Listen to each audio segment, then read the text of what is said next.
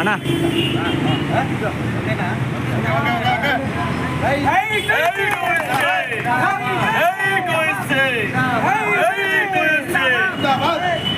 కార్మిక సంఘ ఐక్యత, కార్మిక సంఘ ఐక్యత, హమాల్ workers union, auto workers union, motor workers union, వర్జిల్లరీ కార్మిక సంఘ ఐక్యత, వర్జిల్లరీ కార్మిక సంఘ ఐక్యత,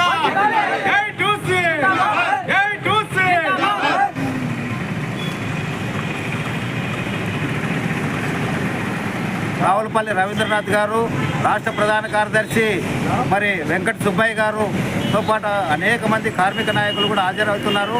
కాబట్టి ఈ జిల్లా మహాసభలు విజయవంతం చేయాలని జిల్లాలో ఉన్నటువంటి ఉద్యోగ కార్మిక సంఘాల నాయకులు కార్యకర్తలు పెద్ద ఎత్తున హాజరై ఈ మహాసభలు విజయవంతం చేయాలని కేంద్రంలో ఉన్నటువంటి బీజేపీ ప్రభుత్వం, రాష్ట్రంలో ఉన్నటువంటి తెలుగుదేశం కూటమి ప్రభుత్వం అనుసరిస్తున్నటువంటి కార్మిక వ్యతిరేక విధానాలపై ఈ మహాసభల్లో పెద్ద ఎత్తున చర్చించి భవిష్యత్ కార్యాచరణని నిర్వహించుకోవడం జరుగుతుందని, ముఖ్యంగా కర్నూలు జిల్లా సమగ్రాభివృద్ధికి 20,000 కోట్ల రూపాయలు నిధులు కేటాయించాలని, అదేవిధంగా మరి గుండ్రేవల, వేదవతి, ఆర్డీఎస్ కుడి కాలువ నిర్మాణాన్ని తక్షణమే చేపట్టాలని, నిధులు కేటాయించాలని, అదేవిధంగా కర్నూలు జిల్లా కార్మిక శాఖ కార్యాలయాన్ని ఏర్పాటు చేయాలని, ఆదోన్లో ఈఎస్ఐ హాస్పిటల్ని ఏర్పాటు చేయాలని, అంతేకాకుండా నూతన పరిశ్రమలను ఏర్పాటు చేయాలని, మరి ఓరకల్ పారిశ్రామిక హబ్బులో మరి ఏర్పాటు చేస్తున్నటువంటి పరిశ్రమల్లో స్థానిక యువతకి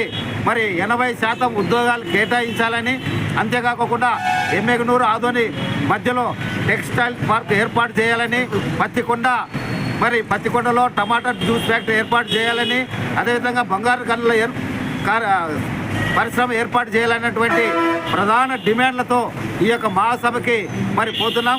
ఈ మహాసభ అనంతరం ఎక్కడ ఉన్నాయో దానికి అనుబంధంగా ఉన్నటువంటి శాఖల సమావేశాలు, అమాలి వర్కర్స్ కానీ, మోటార్ వర్కర్స్ కానీ, ఆటో యూనియన్ కానీ, అదేవిధంగా అంగన్వాడీ వాళ్ళు, ఆశా వర్కర్స్, బ్యాంక్ ఎంప్లాయీస్, తర్వాత దీనికి అనుబంధంగా ఉన్న అన్ని సంఘాల మహాసభలు, అనుబంధ సంఘాలు నిర్వహించుకొని జిల్లా మహాసభకి వెళ్తా ఉన్నాం.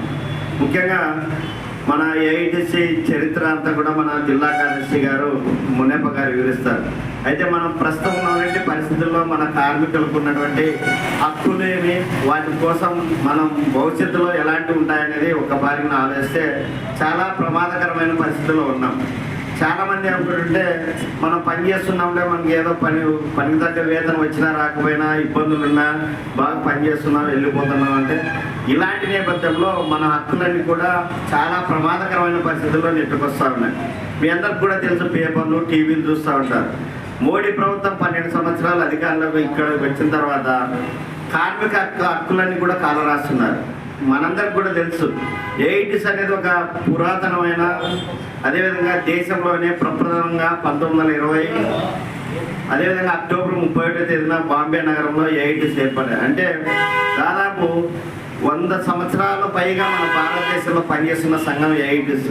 ఆనాటి బ్రిటిష్ వాళ్ళకు వ్యతిరేకంగా పోరాటంలో మనలాంటి కార్మికులందరూ కూడా ఏకం చేస్తూ ముంబాయి అనేక ప్రాంతాల్లో కార్మికుల్ని చైతన్యం చేసి బ్రిటిష్ వాళ్ళకు వ్యతిరేకంగా పోరాటం చేసి స్వాతంత్ర పోరాటంలో కీలకమైన పాత్ర వహించింది. స్వాతంత్రానంతరం కూడా అనేక చట్టాలు తీసుకురావడం కోసం ఏఐటీసీ పోరాటం చేసింది. దాంట్లో భాగంగానే భారత రాజ్యాంగంలో మన హక్కులన్నీ కూడా రాసుకోవడం జరిగింది.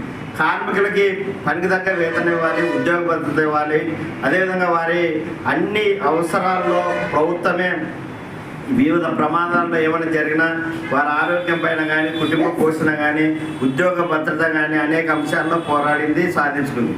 అయితే ఇప్పుడున్నటువంటి పరిస్థితుల్లో చాలా తీవ్రమైన పరిస్థితి.